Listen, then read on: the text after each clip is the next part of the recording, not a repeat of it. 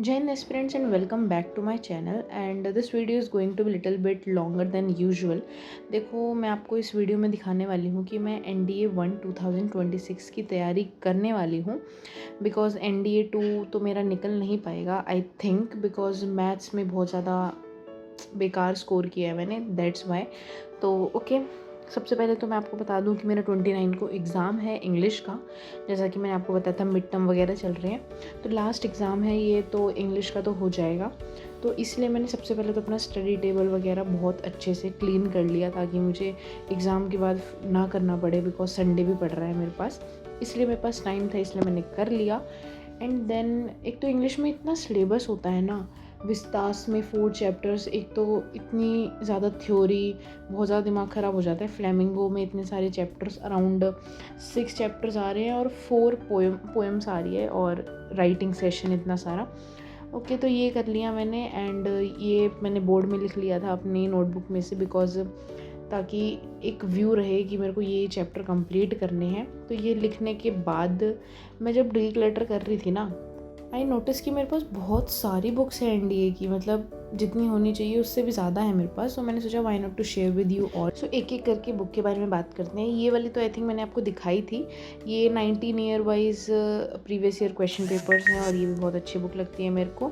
और ये मैंने फिज़िक्स वाला की मंगाई थी। एज यू ऑल नो कि मैं डिफेंस वाला को बहुत ज़्यादा फॉलो करती हूँ, तो आई थॉट एक बार इनका भी ट्राई कर लेते हैं, बट मैंने एक बार भी यूज़ नहीं की। और ये मेरे पास इंग्लिश की बुक एक ही बुक है, बट वो मैंने 2 बार खरीद ली, मुझे पता नहीं था कि मेरे पास ये ऑलरेडी है, बिकॉज मैंने पहले तो यूज़ की नहीं थी। सो इट्स ओके, गलती हो गई। और ये वाली तो मैंने आपको दिखाई थी कि इसको और एक और जो सेम इसी के टाइप की है वो मैंने यूज़ की थी सबसे ज़्यादा। और एक और ये जनरल नॉलेज की मेरे पास बुक थी, इसको भी मैंने जब ये नई नई खरीदी थी ना, मैंने तो 2 महीने पढ़ा था मैंने इसको बस, इसलिए थोड़ा बहुत स्टार्टिंग में मेरा हो गया था ये। और मैथमेटिक्स की सबसे पतली बुक है ये मेरे पास, सबसे पतली बुक।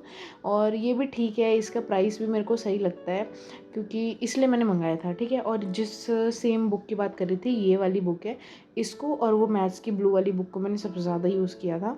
और ये भी मुझे 600 के अराउंड पड़ गई थी।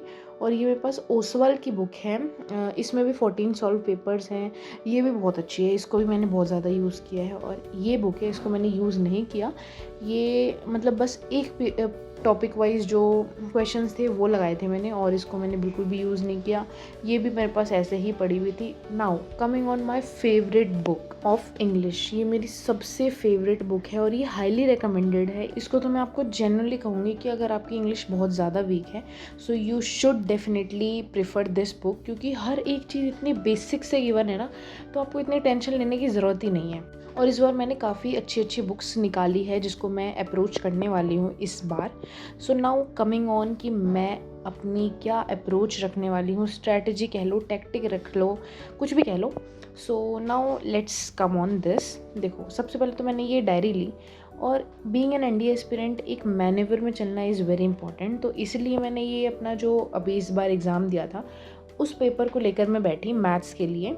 और इसमें मैंने एक बात नोटिस की कि ना, सबसे ज़्यादा पार्ट जो था वो प्रोबेबिलिटी का था, सबसे ज़्यादा, मतलब लाइक 11 to 12 क्वेश्चंस आए थे, इतने तो स्टैट्स के भी नहीं आए थे। देखो ये तो नॉर्मल वेटेज है, बट स्टिल नोटिस करने वाली बात थी। तो स्टैट्स के इतने नहीं आए थे, 2-3 क्वेश्चंस थे, बस प्रोबेबिलिटी के बहुत ज़्यादा थे, मतलब छोटे छोटे क्वेश्चंस में प्रोबेबिलिटी लग रही थी। तो सबसे पहले तो प्रोबेबिलिटी मैं लिखने वाली हूँ अपने इस डायरी में, ताकि मैं ये वाला चैप्टर तो एकदम अच्छे से कर लूँ, क्योंकि 11 में से मेरे 2 क्वेश्चंस गलत हो गए थे प्रोबेबिलिटी के, जो कि मैं बहुत अच्छे से करके गई थी, बट स्टिल गलत हो गए तो हो गए, अब कुछ कर तो सकते नहीं है। और ये फर्स्ट क्वेश्चन जो था ना, वो हार्मोनिक मीन का था, मेरे को समझ नहीं आया कौन से चैप्टर में से है। आई थिंक ये स्टैट से ही है, अगर आपको पता हो तो मेरे को ज़रूर बताना, मेरे को नहीं पता क्योंकि हार्मोनिक टर्म तो मैंने पढ़ा ही नहीं था। एंड देन इतना लिखने के बाद मैं वही चैप्टर्स को लगाने वाली हूँ इस बार जो मैंने पहले अपनी वीडियो में अपलोड किया था, जो मैंने आपको low weightage chapters, moderate weightage chapters बताए थे, मैं उसी पे चलने वाली हूँ, बिकॉज मैंने उसमें से जो मेरे को चैप्टर लग रहे थे कि आसान है वो मैंने छोड़ दिए थे और वही मेरे से नहीं हुए। तो बट इस बार जो लो वेटेज चैप्टर्स हैं ना, उनमें से मैं लगाने वाली हूँ, बिकॉज डिफरेंशियल इक्वेशंस मैंने नोटिस किया कि आसान चैप्टर है, ठीक है, क्योंकि मुझे पहले मैंने पढ़ा नहीं था ये वाला चैप्टर और अभी मेरा ये स्टार्ट हुआ है, तो मेरे को लग रहा है कि ये बहुत आसान चैप्टर है, तो मेरे को कर लेना चाहिए। Now coming on moderate weightage chapters, तो ये परमुटेशन कॉम्बिनेशन मैंने किया ही था, बाइनोमियल थ्योरम मैंने की थी, क्वाड्रेटिक इक्वेशंस भी किया था। 2D ज्योमेट्री में से मैंने सिर्फ और सिर्फ लगाए थे कोनिक सेक्शंस के क्वेश्चंस, और स्ट्रेट लाइन और कोऑर्डिनेट सिस्टम मैंने छोड़ दिया था। तो ये सारे चैप्टर्स तो मैं लेकर चलने वाली हूँ डेफिनेटली, और इस बार मैं 2D ज्योमेट्री में से तीनों चैप्टर को प्रॉपर्ली वेटेज देने वाली हूँ, कोनिक सेक्शन को भी, स्ट्रेट लाइंस को भी और कोऑर्डिनेट सिस्टम को भी। और इस बार मैं वेक्टर को भी ध्यान दूंगी, बिकॉज मैंने वेक्टर बिल्कुल भी नहीं छुई थी, 3D ज्योमेट्री भी नहीं छुई थी, और इसमें से क्वेश्चंस आ गए थे, बट मैं अगर कर लेती तो शायद हो जाता। और रिलेशन फंक्शन में थे, इतना बेसिक क्वेश्चन मेरा गलत हो गया था ना, डोमेन रेंज वाला, इतना गुस्सा आया, बट अब तो हो गया। सेट में से एक क्वेश्चन आया था, 1-2 क्वेश्चन थे आई थिंक, तो वो भी मैंने कर लिए थे। सेट थ्योरी में से तो हमेशा हो ही जाते हैं। तो ये सारे चैप्टर देखो मैं करने वाली हूँ, क्योंकि मैथ्स के लिए मैं कुछ भी अलग दिमाग नहीं लगाने वाली। बट इस बार मेरी जो GAT का एक स्ट्रैटेजिक वे रहने वाला है वो थोड़ा डिफरेंट रहेगा, क्योंकि मैंने पहले चीज़ें कर रखी है। और मैंने एक बात नोटिस की कि मैंने GAT के पेपर में हर एक सिंगल क्वेश्चन मेरे को पता था, बट स्टिल मैं इतनी ज़्यादा कंफ्यूज थी कि किसका आंसर क्या है क्या नहीं है, तो इसलिए ये प्रॉब्लम हो गई थी। तो सबसे पहले अगर मैं GAT की बात करूँ ना, तो मैं आपको ये 2 बुक रेकमेंड करने वाली हूँ। एक तो word power made easy, because ये बहुत ही ज़्यादा अच्छी बुक है, बहुत ज़्यादा अच्छी बुक। मेरे को अराउंड 4 to 5 टीचर्स ने रेकमेंड कर दी। मैंने भी सोचा कि लेट मी चेक है क्या ऐसी बुक में, तो बहुत ज़्यादा अच्छी बुक है। एंड सेकेंड बुक भी बहुत ज़्यादा अच्छी है, अगर आपको बेसिक से करना है और हाई एडवांस लेवल तक जाना है, ये बुक आप बिल्कुल प्रेफर कर सकते हो, बिकॉज मैं गारंटी लेती हूँ ये बहुत ही ज़्यादा अच्छी बुक है, और जेन्युइनली आपको बहुत अच्छे समझ आने वाली है इंग्लिश इस बुक से। तो सो ये तो मैं लिख लूँगी अपना इंग्लिश पूरा। एंड मैं आपको बता दूँ, मैं इंग्लिश के लिए एक होलसम में कि एक तो ये प्रेफर करने वाली हूँ, word power made easy, rain and Martin. और इंग्लिश के लिए मैं NDA जर्नी को फॉलो करने वाली हूँ, जिसमें पूजा मैम इंग्लिश डिपार्टमेंट संभालती हैं। Now coming on general knowledge का पार्ट, या फिर कह लो फिज़िक्स, केमिस्ट्री और बायोलॉजी, ये सारी जो आ जाती है हमारी ह्यूमैनिटीज़ की, हिस्ट्री, इकोनॉमिक्स, ज्योग्राफी, तो इसमें मैं पर्टिकुलरली अलग अलग जगह से टीचर्स को फॉलो करने वाली हूँ। तो देखो मैथ्स का तो मेरा यही रहने वाला है, इसमें मैं कुछ चेंज नहीं करूँगी। लेकिन GK में मैंने इस बार थोड़े से चेंजेस करने वाली हूँ, बिकॉज मैंने पहले पढ़ लिया है। तो इस बार मैं साइंस के लिए सिर्फ और सिर्फ 9th और 10th की NCERT लगाने वाली हूँ। इवन कोई लेक्चर वगैरह भी नहीं देखूँगी, बस एग्ज़ाम से पहले मैं जो CDS जर्नी में सर अपलोड करते हैं वो प्रॉपर्ली PYQ और होल समय एक वीडियो बनाते हैं, तो वो फॉलो करूँगी, दैट्स इट। और मेरे पास 9th की NCERT है, बट 10th की NCERT नहीं है, तो वो मैं अपने स्कूल में जो बच्चे हैं उनसे ले लूँगी।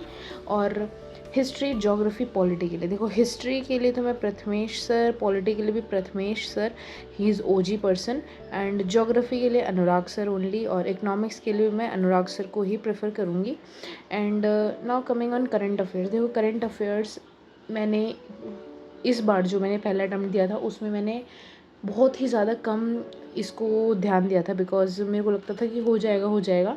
देखो होने को तो हो गया, बट ना मतलब क्वेश्चंस में मेरे सारे सही गए हैं, वो वाले करंट अफेयर्स वाले।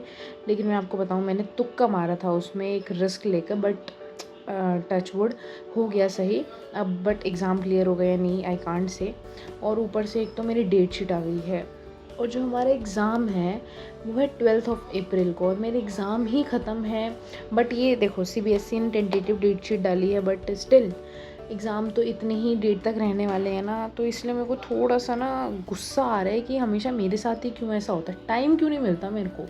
मतलब एक एग्ज़ाम की तैयारी करो तो दूसरे एग्ज़ाम की ये हो जाती है, but I don't want to ruin my 12th class. तो मैं इस पे भी ज़्यादा फोकस करने वाली हूँ, और NDA को भी मैं बहुत प्रॉपर्ली इस बार टाइम देने वाली हूँ, इसलिए मैंने थोड़ा जल्दी ही स्टार्ट कर लिया। मैंने सोचा था प्री बोर्ड्स के बाद स्टार्ट करूँगी,